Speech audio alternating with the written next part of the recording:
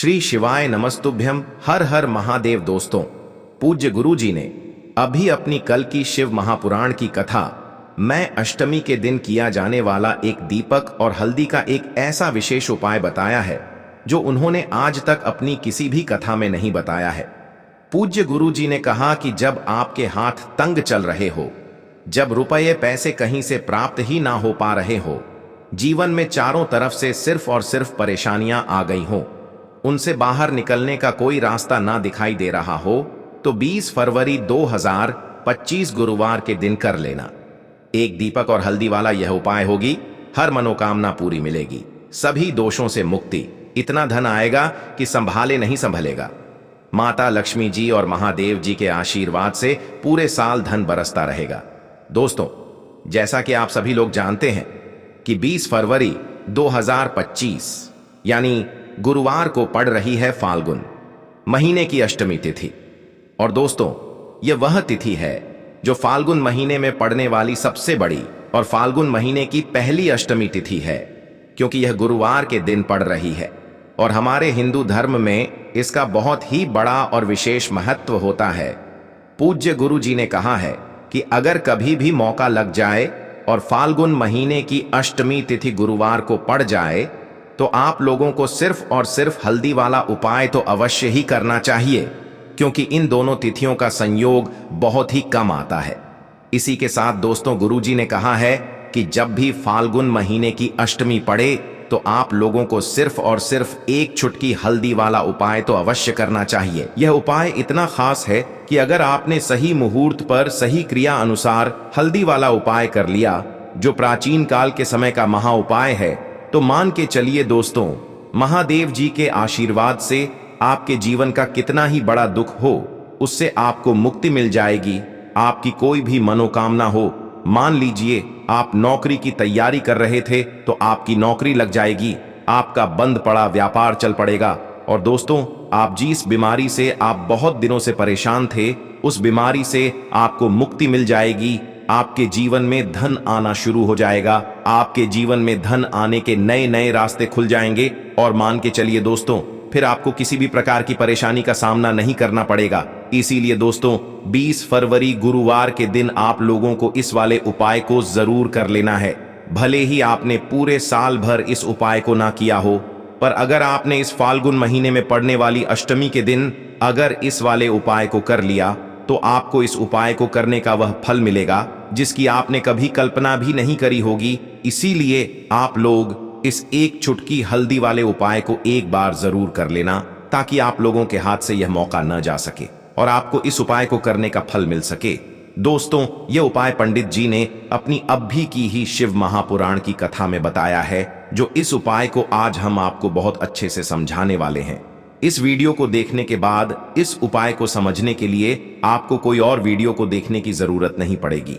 तो दोस्तों, इस उपाय को आपको कैसे करना है, कब करना है, कहां पर करना है, और उपाय को करते समय आपको किन किन गलतियों को नहीं करना है और आपको किन किन बातों का ध्यान रखना है, ये सारी जानकारी हम आपको इस वीडियो में देंगे।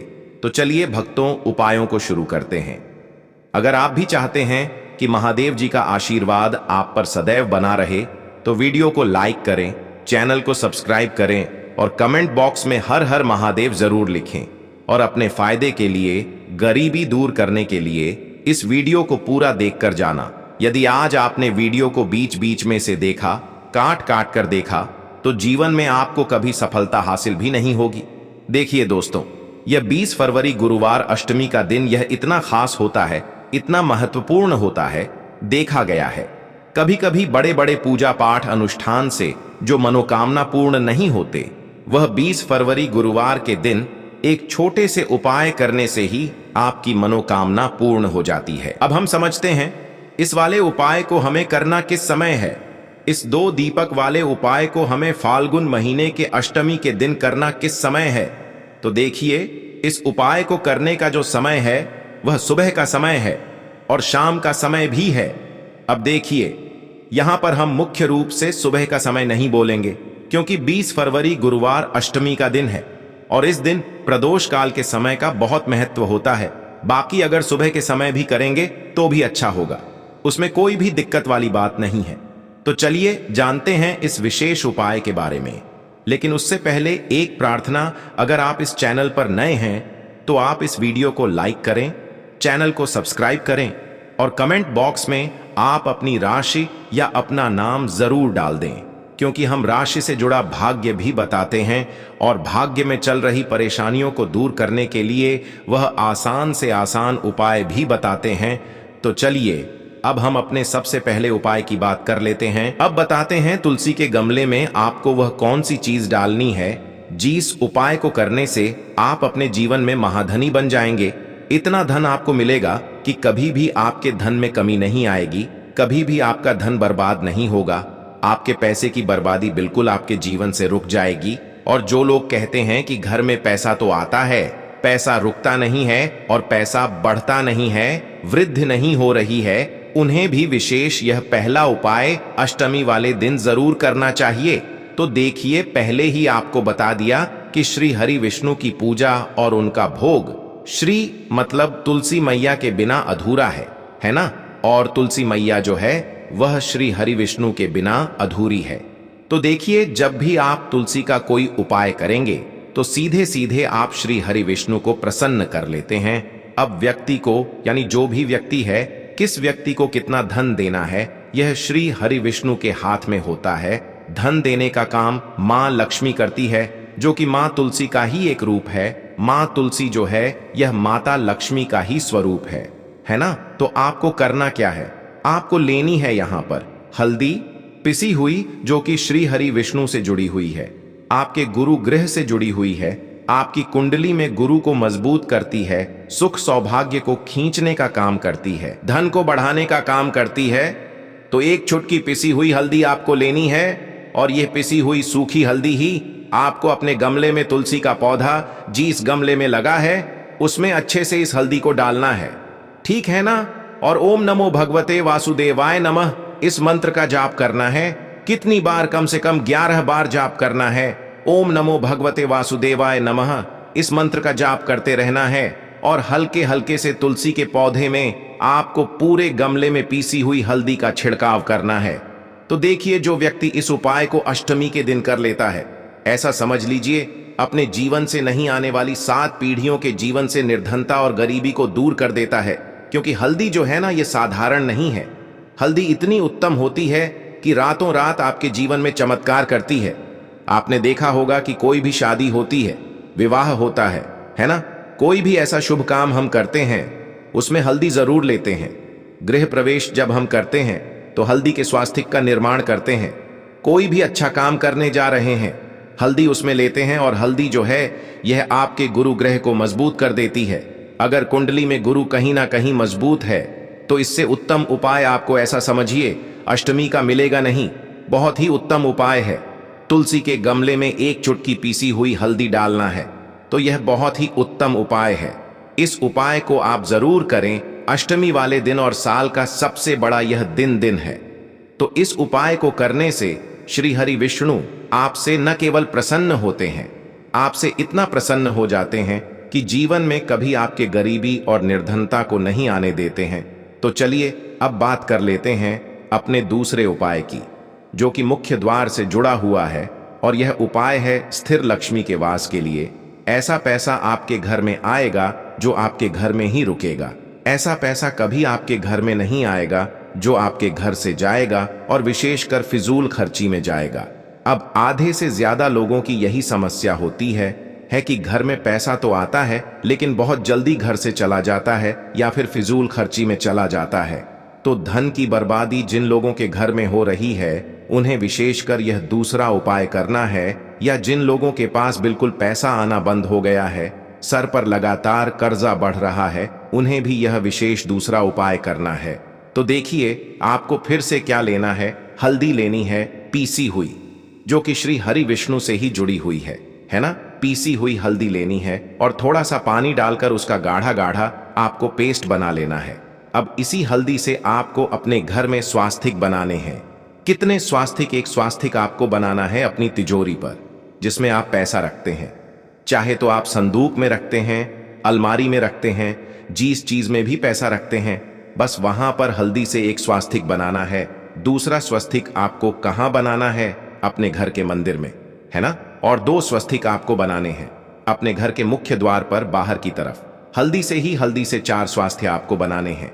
2 स्वास्तिक मुख्य द्वार पर बाहर की तरफ, एक तिजोरी पर है ना, और एक अपने घर के मंदिर में। बस ये उपाय आपने अगर अष्टमी वाले दिन कर लिया तो देखिए, जो धन की तिजोरी है उसमें पैसा भरा रहेगा। कभी भी धन की तिजोरी धन से खाली नहीं होगी, क्योंकि जहां पर हल्दी का स्वस्तिक एक होता है वहां कभी धन की कमी नहीं होती है। हमेशा वहां पर धन की देवी माता लक्ष्मी वास करती हैं, क्योंकि हल्दी किससे जुड़ी हुई है? श्री हरि विष्णु से। और मां लक्ष्मी कहां होती है? जहां श्री हरि विष्णु वास करते हैं। अब बात करें कि आपके घर का मंदिर जो है उसमें अगर आप एक स्वास्तिक बनाते हैं तो आपके घर से ऊर्जा जो है, पूरे में ऊर्जा फैलती है ना। तो आपके घर में पॉजिटिव एनर्जी बढ़ती है, सकारात्मक ऊर्जा बढ़ाती है। जब आप अपने घर के मंदिर में हल्दी का स्वस्तिक बनाते हैं, आपके घर से बुरी शक्तियां, नेगेटिव एनर्जी जैसी चीजें बिल्कुल आपके घर में नहीं रुकती हैं। मुख्य द्वार तो इतना उत्तम होता है कि मुख्य द्वार से ही मां लक्ष्मी की नजर सबसे पहले आपके मुख्य द्वार पर ही पड़ती है। और मुख्य द्वार पर अगर आपने हल्दी के स्वस्तिक बना दिए तो मां लक्ष्मी देखते ही प्रसन्न हो जाती है, क्योंकि यह श्री हरि विष्णु से जुड़ी हुई है ना। और हल्दी के स्वास्तिक जहां पर जो व्यक्ति अपने घर के मुख्य द्वार पर बनाते हैं, ऐसा समझ लीजिए मां लक्ष्मी उनके घर में वास करती ही करती है, और कभी भी ऐसे घर को फिर छोड़कर नहीं जाती है। स्थिर लक्ष्मी का वास आपके घर में होगा। यह हल्दी के स्वास्तिक वाला उपाय अष्टमी के दिन बहुत ही उत्तम है। साथ ही साथ कोशिश करें कि इस दिन गाय माता को हरी घास अवश्य खिलाएं। अब बात करते हैं अगले उपाय की। सबसे पहला उपाय विशेषकर आपको 7 चने की दाल से करना है। तो इस उपाय के लिए आपको मात्र 7 चने की दाल लेना है। इसी के साथ मैं आपको एक तांबे के पात्र के अंदर शुद्ध जल लेना है, और इन दोनों सामग्री को लेकर के आपको भगवान शिव के मंदिर में पहुंच जाना है। गुरु जी ने बताया है कि यह उपाय आप सुबह से लेकर शाम तक किसी भी समय कर सकते हैं। देखो दोस्तों, आपके पास जो 7 चने की दाल है, सबसे पहले तो उन पर आपको थोड़ा सा जल डाल करके उन्हें गीला कर लेना है। अब इस चने की दाल को आपको अपने सीधे हाथ की हथेली पर रखना है, और आपके जीवन में जो दुर्भाग्य चल रहा है, आपके जीवन में जिन भी कार्यों में आपको रुकावट उत्पन्न हो रही है, जिन भी कार्य में आप बार बार असफल हो जाते हैं, तो आपको प्रार्थना करनी है, हे महादेव, मुझे इन सभी कार्यों में सफलता प्राप्त हो, तथा मेरे जीतने भी कार्य अटक रहे, बस सभी परिपूर्ण हो। और ये 7 चने की दाल आपको भगवान शिव के शिवलिंग पर समर्पित कर देना है। बृहस्पतेश्वर महादेव का मन में स्मरण करते हुए गुरु जी ने कहा है कि जो भी व्यक्ति गुरुवार के दिन इस प्रकार से चने की दाल समर्पित कर देता है शिवलिंग पर, उसके जीवन से सारा दुर्भाग्य दूर हो जाता है। अब दोस्तों, अंत में जो एक जल का पात्र है आपके पास, इसे भी आपको भगवान शिव की शिवलिंग पर अर्पित कर देना है, और श्री शिवाय नमस्तुभ्यम इस मंत्र का जाप करते हुए बस इतना सा उपाय करना है। आपको आपके जीवन का जितना भी दुर्भाग्य है वह सभी दूर होगा।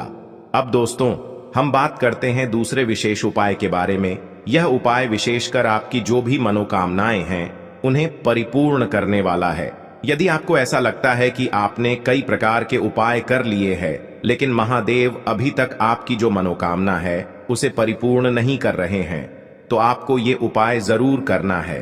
देखिए, इस उपाय को करने के लिए मात्र आपको एक गुड़ का टुकड़ा लेना है।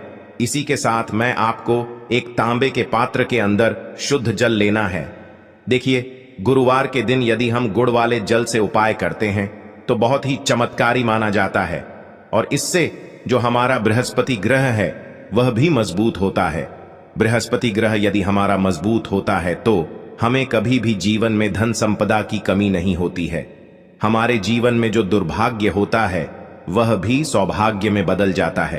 तो देखिए दोस्तों, इस उपाय के लिए आपको एक गुड़ का टुकड़ा लेना है, एक तांबे के पात्र के अंदर शुद्ध जल लेना है, और इन दोनों सामग्री को लेकर के आपको भगवान शिव के मंदिर में पहुंच जाना है। अब दोस्तों, इसे गुड़ के टुकड़े को आपको उससे जल के पात्र के अंदर डाल देना है, और गुड़ से युक्त जल आपको तैयार कर लेना है।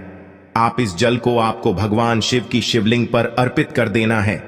श्री शिवाय नमस्तुभ्यम इस मंत्र का जाप करते हुए और बृहस्पतेश्वर महादेव का मन में स्मरण करते हुए जो भी व्यक्ति गुरुवार के दिन इस प्रकार से यह गुड़ वाला जल समर्पित कर देता है शिवलिंग पर, उसके जीवन में कैसी भी कोई भी मनोकामना होगी वो हमारे महादेव परिपूर्ण कर देते हैं। तो आपको मनोकामना पूर्ति के लिए ये छोटा सा और सरल सा उपाय भी अवश्य ही करना है। अब दोस्तों हम बात कर लेते हैं तीसरे विशेष उपाय के बारे में। देखिए दोस्तों, इस उपाय के लिए आपको मात्र एक तांबे के पात्र के अंदर शुद्ध जल लेना है। इसी के साथ में आपको 11 चावल यानी कि अक्षत के दाने लेना है। देखें, चावल के दानों को लेते समय आपको ध्यान रखना है कि ये कहीं से भी टूटे हुए या फिर खंडित नहीं होने चाहिए। इसी के साथ में आपको थोड़ा सा पीला चंदन भी लेना है।